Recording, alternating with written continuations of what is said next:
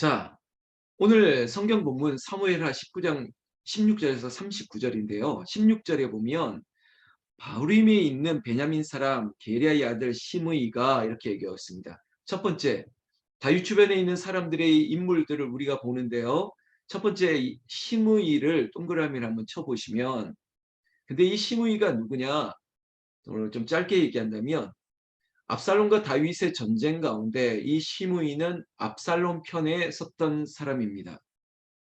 그런데 이제는 다윗이 제사장들을 통해서 유다 장로들에게 이러이러한 일들을 앞으로 해나갈 거니까 우리가 하나가 됩시다. 이런 제안들을 이렇게 전가를 보낸 거 아니겠습니까? 이런 소식을 듣자 많은 유대의 백성들, 특히 압살롬을 따랐던 사람들이 이제 대세가 다윗에게 있다. 이제 다윗에게 우리도 그의 뜻을 맞춰야 되지 않겠느냐. 이런 게 소위 대세였습니다. 그러던 가운데 오늘 시므이에게도 이 소식이 전파가 되었겠죠. 근데 문제는 이 시므이라는 사람이 어떤 사람이냐? 아마 정치적으로 굉장히 민감했고 촉이 좋았던 사람일 것 같습니다. 그럼에도 불구하고 압살롬과 이 다윗의 전쟁 가운데 초반 승기는 압살롬이 잡았지 않습니까? 압살롬에게 많은 사람들이 모였고 압살롬이 유력한 왕이 될 것이라고 하는 판단이 있었던 많은 유대인들, 유다의 유력한 지파 사람들은 다 압살롬을 따랐던 것이죠. 그런 따랐던 사람의 대표적인 인물도 시므이였다는 것입니다. 그런데 이 시므이가 오늘 우리가 성경 말씀도 보았지만 16절에 보면 급히 유다 사람과 함께 다윗 왕을 맞으러 내려올 때, 자 이제 다윗이 이 전쟁에서 승리하고 다시 예루살렘으로 돌아온다는 소식을 듣고 시므이는, 제가 이런 표현했죠, 아주 정치적으로 민감한 사람이고 그리고 촉이 좋은 사람이다. 그리고 정치적으로 생명력이 있는 사람이다 보니까 이제 다윗을 맞이해야 되겠다, 뭐 이런 생각이 당연히 들었겠죠. 그런데 여러분, 시므이가 왕 앞으로 엎드려 왕에게 그의 마음을 전달하고 있는 내용을 잠깐 보시면 19절에 보십시오. 시므이가 다윗에게 이렇게 얘기합니다. 왕께 아뢰되 내 주여 원하건대 내게 죄를 돌리지 마옵소서. 내 주 왕께서 예루살렘에서 나오시던 날에 종의 패역한 일을 기억하지 마시오며 왕의 마음에 두지 마옵소서. 스스로 진술하고 있죠. 자백하고 있습니다. 당신이 예루살렘을 떠나는 날 때부터 내가 당신에게 패역하게 있던 일들, 그것들을 용서해 달라는 것입니다. 여러분, 어떻게 해야 될까요? 찾아와서 용서를 빌죠. 그러면 용서해야죠. 원리입니다. 하나님 앞에도 주님 앞으로 엎드려 회개하면 하나님께서 용서하십니다. 이게 원리라고요. 우리 아버님, 어머님들 그렇지 않을까요? 우리 자녀들이 엎드려 용서를 구하면 용서해야죠. 용서해야죠. 근데 문제는 이 시므의 모습을 보고 도대체 소화가 안 되는 사람이 있었습니다. 누구냐면 아비새와 같은 다윗의 주변 사람들입니다. 그래서 이 지도자가 참 어려운 거예요. 그러니까 용서를 하는 저 다윗의 마음에 그 다윗의 마음도 마음에 들지 않는다, 이렇게 하는 다윗 주변 사람도 있다는 것입니다. 어떻게 하면 좋겠습니까? 왜 저런 사람을 놔버려 둡니까? 내버려 둡니까?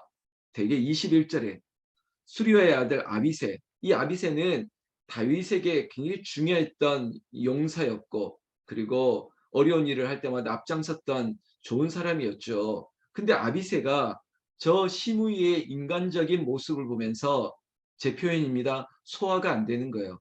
야, 저 사람 정말 해도 너무하네. 아비새가 보기에, 그래서 아비새의 말을 한번 들어볼까요?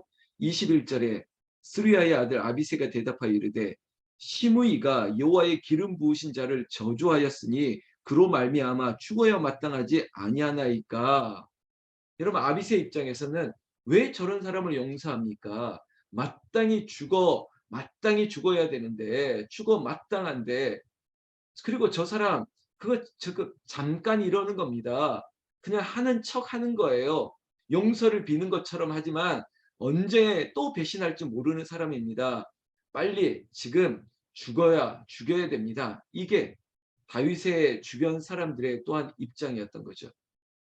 여러분 오늘 제가 인물, 사람에 주목하자 그랬습니다. 첫 번째 시므이가 나왔습니다. 그리고 두 번째 아비새가 나왔죠. 여러분 시므이의 태도든 그리고 아비새의 입장이든 우리가 공감이 되죠. 자, 다윗은 어떻게 하면 좋겠습니까? 한 사람은 납작 엎드려 내가 패역했습니다. 용서해 달라고 그러고 한 사람은 안 된다. 죽여야 된다. 여기에 이제는 다윗의 선택이 필요합니다. 결정이 필요합니다. 우리가 100가지 기도 제목 보면 담임 목사님이 지혜롭게 모든 것들을 잘 판단, 결정할 수 있도록 기도해 주고 있지 않습니까? 지도자의 역할 중에 하나는 판단, 결정, 이 기로에 서 있을 때 정말로 하나님께서 지혜를 달라고 기도할 수밖에 없는 거죠. 그래서 솔로몬의 기도에도 하나님 너에게 무엇을 주기를 원하느냐 지혜로운 마음을 주시옵소서. 송사를 위해서 재판을 위해서 판단할 수 있는 지혜로운 마음, 지혜를 달라고 기도했던 이유가 분명히 있는 거죠. 여러분 다윗은 어떻게 할까요? 다윗은 우리가 모든 걸 다 제치하고 성경 말씀대로 23절에 왕이 시므이에게 이르되 내가 죽지 아니하리라 하고 그에게 맹세하니라. 여러분 생각해 보시죠. 시므이는 두려웠을 겁니다. 왜냐? 이제 다윗이 모든 것들을 다스리는 절대 권력을 쥐어지는 순간에 그리고 다윗의 최측근 중에 한 명이었던 아비새가 자신을 죽인다라고 하는 그 말을 듣고 두려워 떨지 않았겠습니까? 그때 다윗은 결정합니다. 시므이에게 너 죽지 아니한다라고 마치 선고를 해주는 겁니다. 안심해라. 그리고 끝입니다. 이러면 어떻게 하겠습니까? 용서를 구하면 용서해야죠. 이게 다윗의 마음이었어요. 자, 여기까지 보고 그 다음에 세 번째 인물을 좀 소개하겠습니다. 26절에 보면 사울의 손자입니다. 사울의 손자면 누구의 아들입니까? 압살롬의 아들이거나 그렇게 아니면 또 요나단의 아들이겠죠. 요나단의 아들인데 그 무비보셋이 등장합니다. 근데 무비보셋이 오늘 성경 24절에 무비보셋이 내려와 왕을 맞으니 그는 왕이 떠난 날부터 평안히 돌아오는 날까지 그의 발을 맵시 내지 아니하며 그의 수염을 깎지 아니하며 옷을 빨지 아니하였더라. 여러분 무비보셋은 장애를 가지고 있다고 말씀드렸죠.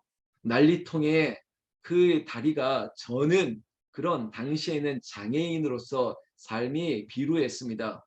근데 다윗은 요나단 자신의 친구 아들을 챙겼습니다. 아무도 거들떠보지 않는 이 무비보셋에게 선의를 베풀었던 다윗. 이 두 번째 자기 압살롬과의 전쟁통에도 무비보셋을 늘 기억하고 있었을 것이고 또한 이 무비보셋이란 인물도 참 좋은 사람이 뭐냐면 자기 아버지와 같은 사람 아닙니까? 내 아버지의 친구 그리고 자기에게 자비를 은총을 베풀었던 다윗을 위해서 그가 할 수 있는 일은 뭐냐? 다윗이 예루살렘을 떠나고 다시 돌아오는 날까지 오늘 성경 보면 그가 맵시를 가꾸지 아니하고 그리고 수염도 깎지 아니하고 그렇게 다윗을 생각하면서 기다려줬다는 거예요. 여러분 무비보셋도 동그라미 치셨죠? 무비보셋도 참 좋은 사람입니다. 의리를 지킬 줄 아는 사람입니다. 아무리 다리를 절고 비참한 인생을 사는 것 같지만 그의 마음은 아무런 장애가 없습니다. 성도 여러분, 제가 사회복지에 있던 목사 아닙니까? 눈에 보이는 장애만 장애가 아닙니다. 겉은 멀쩡한데 속이 장애를 가지고 있는 사람들이 있습니다. 여러분 이게 더 불쌍한 거죠. 여러분 그래서 절대 겉모습을 보고 판단하시면 안 됩니다. 하나님도 여러분 우리의 중심을 보신다고 하는데 겉은 멀쩡한데 속이 장애가 있고 병들고 그러면 무슨 소용이겠습니까? 근데 무비보셋은 오히려 그가 다리를 저는 장애의 인생을 가지고 살아도 그래도 아버지의 좋은 유전을 물려받은 건지 의리도 지키고 신의를 지키고 다윗을 위해서 그렇게 기도했던 모습으로 우리는 보여지고 있지 않습니까? 결국은 다윗도 무비보셋을 평생 그의 궁정에서 거하게 하시면서 그의 식탁에서 머물게 하시면서 다윗도 무비보셋을 늘 기억하면서 함께 살게 되는 이야기들이 앞으로 나옵니다. 참 좋죠? 자, 인물 시므이 그리고 아비새 그리고 무비보셋까지 보았습니다. 마지막 오늘 저는 소나무 양계에서 이 사람을 주목할 건데 여러분들도 보십시오. 오늘 읽었던 성경 말씀 31절에 길르앗 사람 바르실레에 있습니다. 바르실레 동그라미 치십시오. 이름 바르실레. 나는 이 자리에 먼저 선포합니다. 이 자리에 있는 여러분들이 바르실레와 같은 사람 되시기를 예수님의 이름으로 축원합니다. 왜냐? 왜냐? 32절에 바르실레를 이렇게 묘사하고 있습니다. 바르실레는 매우 늙어 나이가 80세라 그는 큰 부자이므로 왕이 마하나임에 머물 때 그가 왕을 공개하였느니라. 여러분 80세가 매우 늙었대요. 아닙니다. 매우 늙은 거 아니에요. 그런데 바르실레는 이 매우 늙었다라고 하는 표현 자체가 뭐냐면 그럼에도 불구하고 그의 역할을 감당하고 있다는 것들을 강조하는 것이고 그리고 바르실레를 더 묘사하는 또 다른 표현은 큰 부자였다는 겁니다. 여러분 그래서 여러분들이 나이가 매우 늙어도 역할을 감당할 수 있고 또 여러분들이 큰 부자인 것처럼 여러분들이 그런 복을 누리시기를 예수님의 이름으로 축원합니다. 그런데 이 사람이 어떤 사람이냐? 여러분 좀 어디에 있을 때 왕이 마하나임에 머물 때 여러분 마하나임에 머물 때는 말 그대로 광야에 머물 때입니다. 어려운 일을 당하는 동안 이 바르실레가 다윗을 공개하였다라고 얘기했습니다. 부자면 뭐합니까? 부자는 부자처럼 쓸 줄 알아야 되는데 바르실레는 나이가 많아도 부자였다 할지라도 다윗이 어려운 시절에 다윗을 지켜줬던 그런 사람 바르실레. 여러분 바르실레에게 다윗 왕은 뭐라고 얘기할까요? 33절에 왕이 바르실레에게 이르되 너는 나와 함께 건너가자. 예루살렘에서 내가 너를 공개하리라. 이거 보십시오. 다윗이 바르실레의 공개를 받았다라고 하는 그 사실에 다윗은 이렇게 얘기합니다. 바르실레여 이제 나와 함께 예루살렘 궁전으로 가서 나와 함께 삽시다. 그리고 이제는 내가 거꾸로 당신을 공개하겠습니다. 이거 너무 관계가 좋지 않습니까? 여러분 이 자리에 있는 우리 이렇게 합시다. 나도 여러분들에게 다에게 서로 공개하고 서로가 이렇게 한 마음으로 하나님 나라에 갈 때까지 예배하며 사는 것 이게 축복 아니겠습니까? 그런데 바르실레는 참 큰 부자임에도 불구하고 겸손한 사람입니다. 내 나이가 이제는 많이 들었습니다. 그리고 제가 뭐 할 줄 아는 게 없습니다. 그러니까 나를 그냥 신경 쓰지 마시고 왕이시여 당신이 하실 일들을 하는 게 좋겠습니다. 그러나 여러분 이게 오늘 여러분들을 향한 축복입니다. 성경 말씀 37절에 보면 청하건대 당신의 종을 돌려보내옵소서 내가 내 고향 부모의 묘 곁에서 죽으려 하나이다. 그냥 저는 이렇게 살다가 죽겠습니다. 정말 겸손하죠. 그렇지만 역시 바르실레도 아버지입니다. 이 자리에 있는 우리도 마찬가지인데 이 대목에서 저도 마음이 찡한데요. 그러나 37절 중반절에 왕의 종 김함이 여기 있사오니 청하건대 그가 내 주 왕과 함께 건너가게 하시옵고 왕의 처분대로 그에게 베푸소서 하니라. 이겁니다. 왕이시여 저는 신경 쓰지 마시고 그럼에도 불구하고 제 아들은 있지 않습니까? 제 아들 하나 김함이라고 하는 또 이름 동그라미 치세요. 김함이 있습니다. 아시지요? 저는 신경 쓰지 마시고 그래도 우리 아들 김함은 자비를 좀 베풀어 주시옵소서. 저는 내버려 두고 이 아들 데려가서 이 아이들에게 다윗 왕이여 당신의 마음을 베풀어 주시면 좋겠습니다. 이게 바로 바르실레의 좋은 모습입니다. 이 자리에는 우리 권사님도 그런 말 합니다. 목사님 이제 제가 나이가 늙어서 저 신경 쓰지 마세요. 하시는 일 젊은 집사 권사들과 하세요. 이게 빈정상에서 하는 말이 아니라 정말 겸손하게 하시는 분이 있어요. 우리 양경호 권사님도 그래요. 목사님 신경 쓰지 마세요. 하고 싶은 대로 하세요. 이렇게 말씀하면 이게 진짜 진정성을 느끼는 거죠. 그런데요, 제가 바르실레를 축복하고 여러분들에게 축복하는 기도가 뭐냐면 여러분들도 잘 될 뿐만 아니라 정말 다윗을 공개했다는 그 사실을 제가 그냥 적용하려고 한 게 아니라 하나님의 나라 주를 위하여 헌신하는 그 종의 자녀들을 하나님께서 책임져 주실 수밖에 없습니다. 이게 원리예요. 원리. 영적 원리라고요. 보십시오. 그렇게 될 수밖에 없습니다. 왕의 처분들을 그에게 베푸소서 하니라. 그렇다면 다윗은 어떻게 했을까요?